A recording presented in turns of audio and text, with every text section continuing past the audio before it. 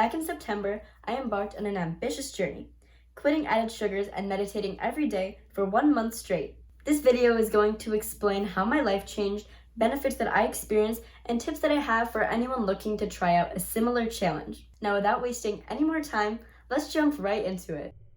One way of increasing self-discipline that many people struggle with is that you have to purposely put yourself in uncomfortable situations, as this further grows the strength of your character.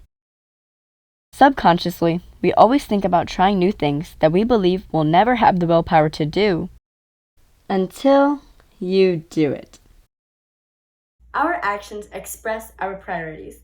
For how true this statement is, finding the motivation to get up and make change to better ourselves can still seem like a daunting task. I've considered myself to be serious about my health ever since I was in 5th grade, and this showed through my physical activity. I heard everywhere that nutrition plays a bigger role in our overall health than exercise does, yet I was still not as oriented towards my foods as I was towards my workouts. So, I decided to kickstart this change by quitting added sugars for 1 month. My reason for daily meditation was more just for fun and to see if I would experience any of the amazing benefits that are plastered all over the internet.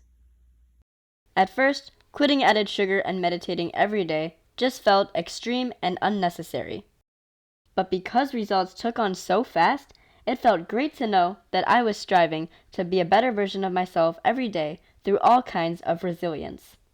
Like one would expect, I had no other choice than to incorporate more whole foods into my diet, most common ones being beans, quinoa, chia seeds, and all fruits and vegetables. Shown right here is the most common meal I would have during this challenge: quinoa and 2 different kinds of beans or lentils. Benefits that I experienced from the No Sugar Challenge were: my acne cleared up a little bit during the challenge, but my face was already clear beforehand, so that did not make much of a difference for me. However, when I ended the challenge, skin started to break out a little bit more after I started eating sugar again, breaking out all right here on my chin, up close right here, all over my face, even my forehead. I got better sleep.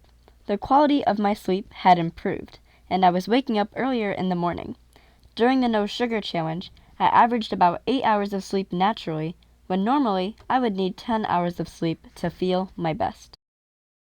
My teeth felt stronger, and they became whiter. The plaque on my teeth became less noticeable, and overall, my mouth just felt cleaner. I am always generous with the portions of my food. I never like to restrict myself in any way, and during this challenge, since I was not getting the calories I used to intake from the added sugar, I had to eat a lot more, and I saw that as a big win.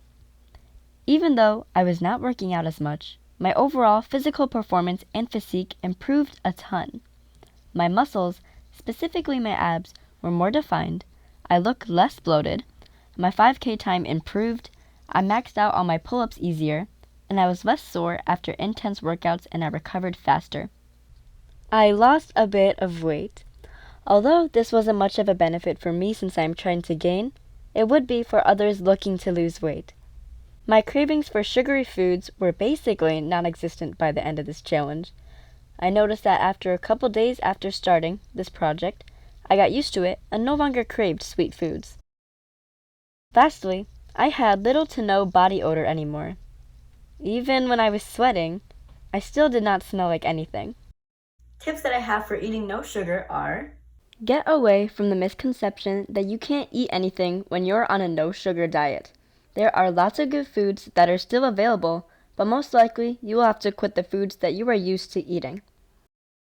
Number 2, start off knowing how to read nutrition labels and knowing the most common names for sugar, like anything ending in "ose," anything that has the word syrup in it, and barley malt. Number 3, hide away all of your favorite sweet snacks into a place that you won't be checking up on regularly. When you go to the grocery store, only buy foods with no added sugar so that you won't have to be tempted with new foods in your home. Number 4, up your water intake so that your hunger can decrease, which will cause your cravings to subside as well. Number 5, start your day off with a healthy breakfast. The foods you start your day with will aid in setting a strong foundation for the rest of the day. Think about eating more fruits and vegetables and whole foods for breakfast. Start off your day with an accomplishment. Number 6. Educate yourself on what symptoms you could experience when withdrawing from sugar. This includes headaches, low energy levels, dizziness, and more. Be prepared to fight these feelings and continue to push through. You are what you eat. Making small changes to begin to be more mindful of what you put into your body will go a long way. Overall, have balance in your life. Don't get to a point where you feel like you are depriving yourself of something that you really want. Try to save the special foods for special occasions. If you want to make a drastic change in your diet, this video is your sign to just do it. Don't overthink things. You don't need to have it all planned out beforehand. The most important step is to just get started. Now, to move on to the meditation side of this challenge, here is a short clip from an interview I had with Dr. Bant Saranapala. So after month-long meditation practice, what you feel is nothing else but bliss, happiness, joy, peace. You become healthy, you become strong, you gather energy, you become energized, and your mind becomes stable, calm. You have stability and clarity of the mind. And with that, you can move forward to do more things to become very productive. I went into this not knowing exactly what to expect. I had no plan other than to meditate at least for 5 minutes every day. I didn't have a specific type of meditation I wanted to do, but I did lean more towards guided meditations on YouTube. Within the first week, what I wanted to gain from this meditation challenge was made more clear. I'm going to read a journal entry I made 5 days after I started this. I want to be able to know myself on an even more personal level than I already do. I want to know if there is an underlying reason behind some of the things I have done or still do. I want to build up even more self-confidence in myself and feel more grounded and happy to live the life I do. I want to feel emotions more strongly. I want to feel more at peace with my life, even when I am going through hardship. I hope that any problems that may occur within the next month are able to be dealt with smoothly by sitting with my suffering during these meditations.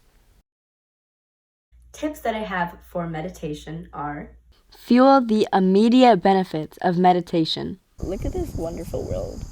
I opened my eyes and I was just so happy to be alive. Be mindful of how you are feeling right after and soak it in. Focus on how you are going to change the structure of your day because of that meditation. Number 2, meditate in a place where you feel comfortable unwinding. For example, don't meditate in a public park if you are afraid of other people noticing you, or don't meditate in a household where there are lots of people talking. Try to choose a place that makes you feel at peace, not a place that has negative memories associated with it. Number 3, do not overthink meditation. Meditation is not fighting back your thoughts and blocking out every emotion. Meditation is simply just being aware of anything that you would like. Be aware of your breath. Be aware of the sounds you hear. Be aware of your heartbeat. Be aware of your body. Be aware of your surroundings. Don't think that meditation has to be one way, a certain way that other people choose for you.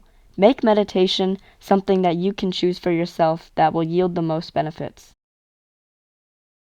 Number 4, think of meditation as a priority, not to the point where it becomes a burden. Meditation should be a time where you can just relax. Benefits that I experienced from the meditation challenge were: I have never been so confident in my whole life. Being able to know myself on a deeper and much more personal level made me feel unstoppable. Number 2, my gratitude towards my life and everything in it skyrocketed.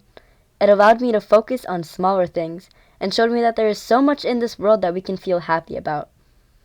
Number 3, I began to stop praising myself so much for my physical traits and began appreciating and developing who I am on the inside even more. Number 4, my positivity reached an all-time high. My optimistic ways became the only way I should ever think. Number 5, I became more self-aware in what I do and in the way I act. Without even trying, I started to think more about my actions and how that would affect myself and others. Number 6, the meditations allowed me to look inside myself and reflect on the emotions that I denied myself from feeling. This helped me work with my numbed emotions of the past. When I truly felt these emotions for what they were, my life seemed so much more vivid and colorful. Number 7, depending on what type of meditation I did, I would feel these jolts of happy energy rushing through different parts of my body. This allowed me to feel incredibly happy when the meditation was done. I felt like I left my body during these meditations, quite literally transcended into a new state of mind. To open my eyes and see that everything I imagined and felt can be done over and over again, and to open my eyes and see that I am so lucky to be blessed with the new peace of mind was an indescribable feeling. I have been feeling intense chills all over my body more often recently, which for me is an indication of stronger emotions. Meditation has helped me see far more better things about myself, helped me grow in confidence and self-worth, made me a nicer and more mindful person, and has given me a more lively and dazzling spirit. I feel proud of myself when I take on new challenges just for the purpose of self-development and growing my character. Going to sleep every night knowing that I was committing to these experiments made me feel powerful, confident, and more in control of my life. Looking back now, I find a lot of my happiness comes through the rush that I get from completing a difficult task. When we judge parts of ourselves, we actually hold them separate from us. If we hold these parts separate, then we can't feel whole. Real self-love is holding our light with the dark, loving those parts of ourselves we previously held in judgment. No one else can do this for ourselves. Give yourselves all the love that you need. Overall, I am living to please myself and no one else. I am living to make myself as happy as I can be. I am living to make my life as filled to the brim with my own meaning as possible. The real reason I did this whole challenge was to push myself out of my comfort zone, because that is where the real growth happens. To me, I think about the endless amount of new things I could try. I will never get bored of learning about how to develop myself in all different ways. Like I mentioned previously, if you want to make a drastic change in your life, this video is your sign to just do it. Just get started. Your future self will thank you so much. Our bodies should be challenged in all different kinds of ways to reach our body's optimal potential. I challenge you to take action with your dietary, mental, physical, spiritual, or intellectual health. Alright everyone, this concludes my first ever video. Thank you so much for reaching this far. If you enjoyed or learned anything valuable here, please leave a like and subscribe, as that will help me out a lot. Once again, thank you so much for reaching to the end of the video. I'm wishing you guys all the best in your journeys to your best selves.